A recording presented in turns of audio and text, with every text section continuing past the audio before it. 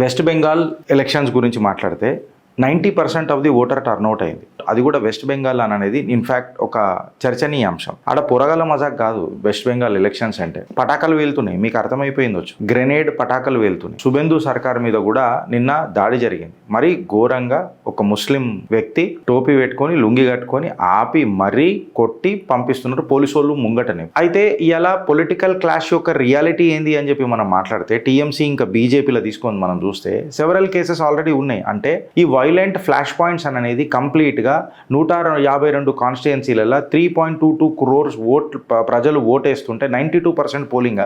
అక్కడనే మళ్ళా ఒక క్యాండిడేట్ని భారతీయ జనతా పార్టీ క్యాండిడేట్ ఇక్కడ అవకతవకలు జరుగుతున్నాయి, ఇష్యూలు జరుగుతున్నాయి అని చెప్పి పోయి చూడడానికి పోతే శుభేందు సర్కార్ మీద నిన్న అటాక్ చేస్తాడు. ఇక్కడ కుమార్గంజ్లో మామూలుగా కాదు, పట్టుకొని మరి. అంటే ఎంత వీళ్ళకు ఎలక్షన్ పవర్ అనేది ఎంత ఇంపార్టెంట్ అనేది ఒకసారి మీరు చూడండి. 2400 కంపెనీస్ అక్కడ పనిచేస్తున్న ఈ ఎలక్షన్ సాఫీగా జరగనికే. కాకపోతే ఇక్కడ క్వశ్చన్ ఏందనంటే అధికారం కోసము ఎంత దిగజారుతుంది అధికార పార్టీ అని అనేది ఒక పెద్ద question. Gautam Model School, Sun City branch, admissions are open for 2026.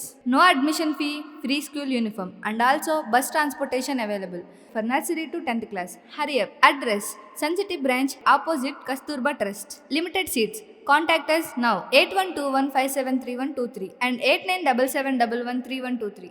West Bengal elections గురించి మాట్లాడితే 90% ఆఫ్ ది ఓటర్ టర్న్అవుట్ అయింది. 90% ఆఫ్ ది ఓటర్ టర్న్అవుట్ అది కూడా వెస్ట్ బెంగాల్ అని అనేది ఇన్ఫ్యాక్ట్ ఒక చర్చనీయాంశం. ఎట్లా గిరీష్ చర్చనీయాంశం ఎందుకు అవుతుంది అని చెప్పి మనం మాట్లాడితే ఆడ పొరగల మజాక్ కాదు. వెస్ట్ బెంగాల్ ఎలక్షన్స్ అంటే పటాకులు వేలుతున్నాయి, మీకు అర్థమైపోయిందొచ్చు. గ్రెనేడ్ పటాకులు వేలుతున్నాయి. అక్కడక్కడ వేలుతుంటే కొంతమంది ఇంజూర్ కూడా అయినరు. అట్లాంటి పరిస్థితులలో శుభేందు సర్కార్ మీద కూడా నిన్న దాడి జరిగింది. మరి ఘోరంగా ఒక ముస్లిం వ్యక్తి టోపీ పెట్టుకొని లుంగి కట్టుకొని ఆపి మరీ కొట్టి పంపిస్తున్నారు పోలీసు వాళ్ళు ముంగటనే. పోలీసు వాళ్ళు ఉన్నంగానే ఎంత అల్ట్రా ప్రో మ్యాక్స్ కామన్ అయిపోయిందని అనేది ఒకసారి మీరు అర్థం చేసుకుంటారు. సో అసలు ఏంది గిరీష్, అసలు జరుగుతుంది ఏంది అని చెప్పి మాట్లాడితే April 23, 2026 వెస్ట్ బెంగాల్లో ఓట్స్ పడుతున్నాయి. అప్పుడే ఒక ఢల్ అని చెప్పి ఒక పటాకా వేలింది. పటాకా వేలేసరికి ఒక క్రూడ్ పటాకా అంట. ఎక్కడ వేలింది? నౌడా, ముర్షిదాబాద్లా పేలింది. ప్యానిక్ క్రియేట్ అయినాయి, కంప్లీట్గా గాయాలైనవి. నిజంగా చెప్పాలంటే ఒక కంప్లీట్ కియాస్.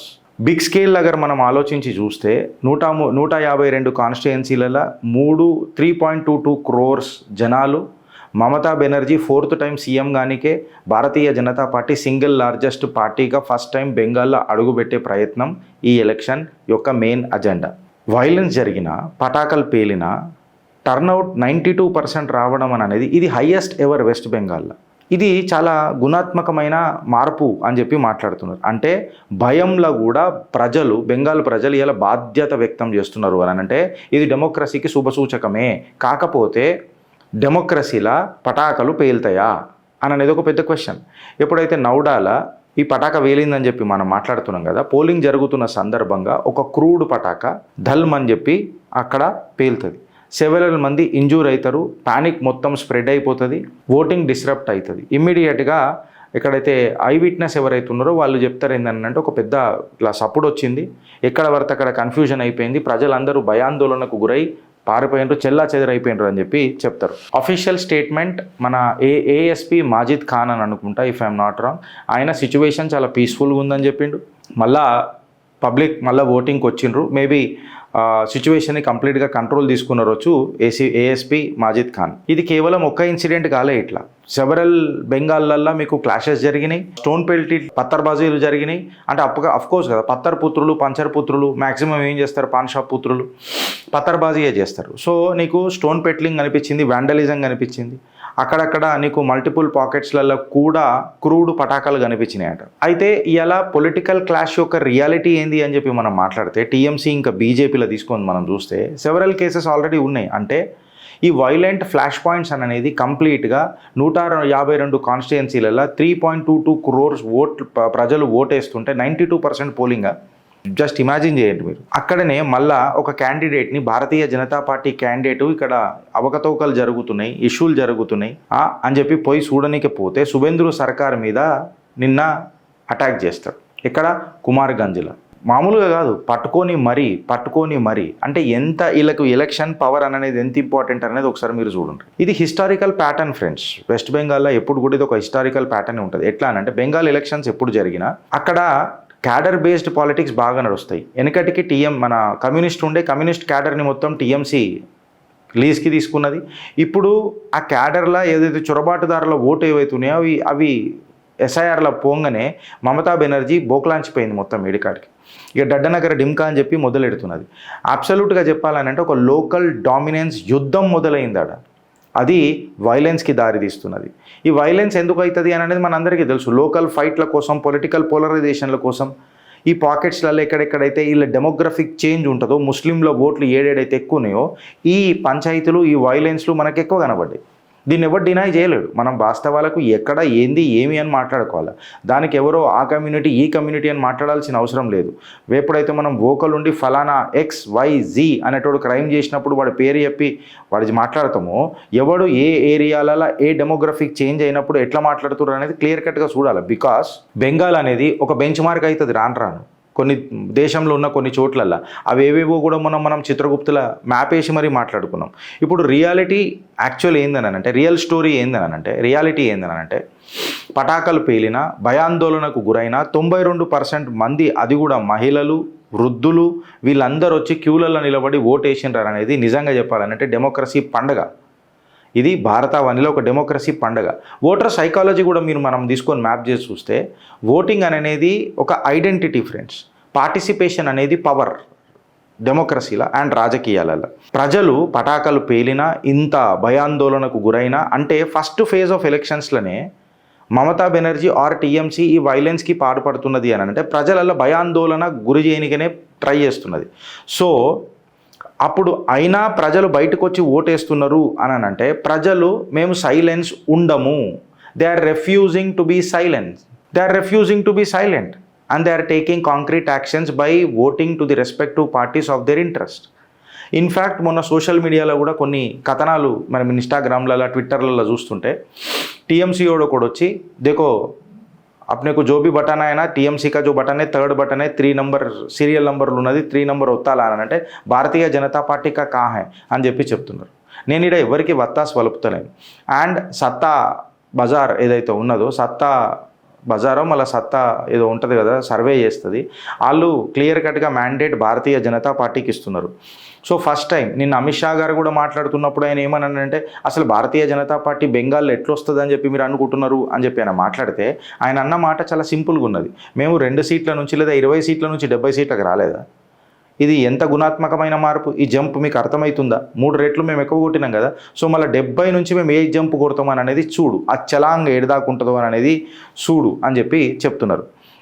మేబీ ఇప్పుడు అక్కడ జరుగుతున్న కొన్ని సంఘటనలు ఏవైతున్నాయో, వైలెన్స్ ఏదైతున్నదో, పటాకాలు వేలి ప్రజలను భయాందోళనకి ఏదైతే చేయాలని అనుకుంటారో, మేబీ అదొక పర్సెప్షన్ని ఇన్ఫ్లుయెన్స్ చేస్తుందొచ్చు, నేను కాదని అంటలేను.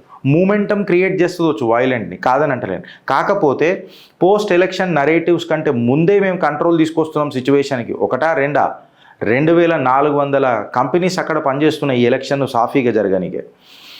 కాకపోతే ఇక్కడ క్వశ్చన్ ఏందనంటే అధికారం కోసము ఎంత దిగజారుతుంది అధికార పార్టీ అని అనేది ఒక పెద్ద క్వశ్చన్. అసలు నిజంగా ఫ్రీడమ్ అనేది ఎగ్జిస్ట్ అవుతుందా కాదా అని అనేది ఒక పెద్ద డిబేట్ అయిపోయింది. ఇవాళ ఫైనల్ చెక్ ఏందనంటే వెస్ట్ బెంగాల్లో ఇవాళ వైలెంట్ ఎగ్జిస్ట్ అవుతున్నది అని అంటే, అవుతున్న ప్రజలు వచ్చి ఓటేస్తున్నారు అని అంటే డెమోక్రసీ దేశంలో గట్టిగా అవుతున్నది. డెమోగ్రఫిక్ చేంజ్ అయినా డెమోక్రసీలా ఓటేసి మళ్ళీ డెమోక్రసీని రిస్టోర్ చేసుకుందామనే ప్రయత్నంలో ఓటర్ కనిపిస్తున్నాడు.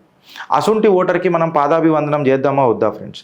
మేబీ ఇవాళ నౌడాలో జరిగిన పటాకా ఏదైతే పేలుడు ఉన్నదో ఆ పటాకా పేలుడు మేబీ వార్నింగ్ ఉండొచ్చు. కాకపోతే టీఎంసీ ఇవన్నీ అర్థం చేసుకోవాలి ఏంటంటే ఎలక్షన్ అనేది ఐడియాలతో చేస్తారు, అంతేగాని భయాందోళనకు గురి చేసి ప్రజలను భయపెట్టే తత్వంలో చేస్తే ఎలక్షన్లు కావు.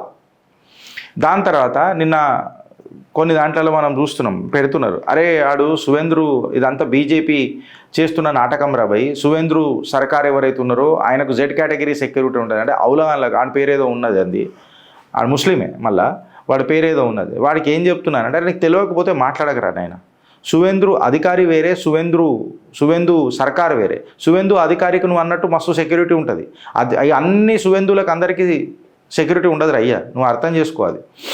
ఇంకొక విషయం కూడా ఎట్లున్నదని అంటే ఇవాళ భారతీయ జనతా పార్టీ కూడా దీన్ని చాలా సీరియస్గానే తీసుకున్నది, సీరియస్గా తీసుకొని ముంగడికి పోతున్నది. సో ఇప్పుడు బెంగాల్ ఎలక్షన్స్ తర్వాత ప్రజలు అగర్ మన నిర్ణయం ఇలా మ్యాప్ చేసి మాట్లాడదాం, గిరీష్ నీ ఒపీనియన్ ఎట్లుంటుంది అని చెప్పి మాట్లాడితే ఫైన్, నేను ఒప్పుకుంటా.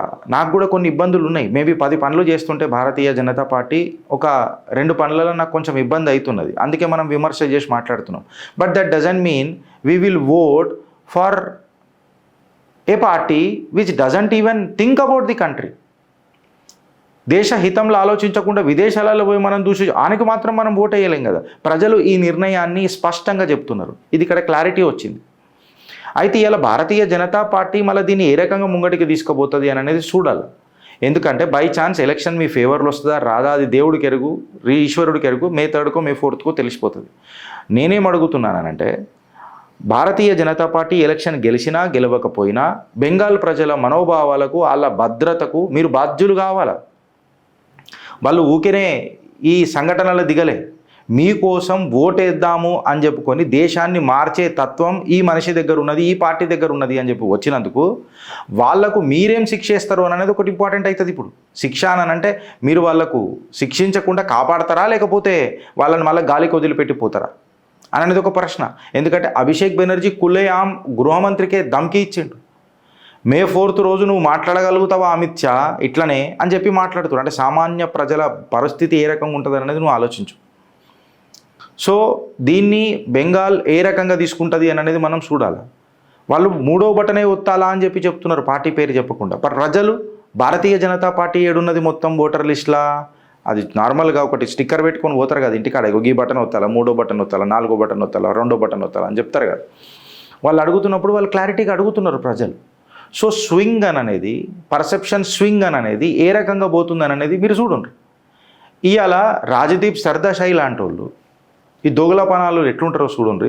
రాజదీప్ సర్దాషాయి వాళ్ళు ఏమని మాట్లాడతారు, బెంగాల్ ఎలక్షన్స్లో నిరుద్యోగ భృతి 3,000, మా ప్రెగ్నెంట్ మహిళలకు 21,000 రూపాయల, ఇట్లా చేస్తే ఎలక్షన్స్ ఎట్లయితుంది, దేశ ఆర్థిక పరిస్థితి ఏమవుతుంది. మళ్ళీ అదే రాజదీప్ సర్దేశాయి తమిళనాడులో అక్కడ ఏమని అన్నాడు, ప్రజలు ఏదైతే ఇస్తేనే ఓటేస్తారు, లేకపోతే ఎందుకు వేస్తారు, ప్రజలకు బెనిఫిట్ కాకపోతే ఎట్లా ఓటేస్తారు.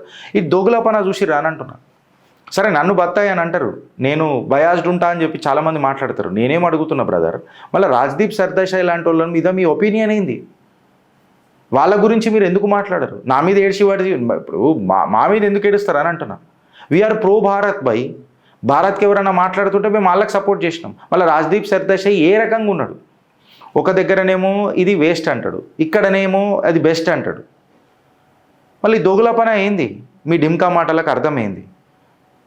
అండ్ 92% పోలింగ్ అనేది దేనికి సంకేతం ఇస్తున్నది, సత్తా బజార్ ఎక్సెట్రా ఎక్సెట్రా ఇట్లాంటి సర్వేలు ఏం చెప్తున్నాయి. మళ్ళీ భారతీయ జనతా పార్టీ గెలుస్తుందా లేదా బెంగాల్లో టీఎంసీ పువ్వు ఫేడ్ అయిపోతుందా, మీ కమెంట్ రూపంలో చెప్పు ఫ్రెండ్స్. భారత్ మాతాకి జై.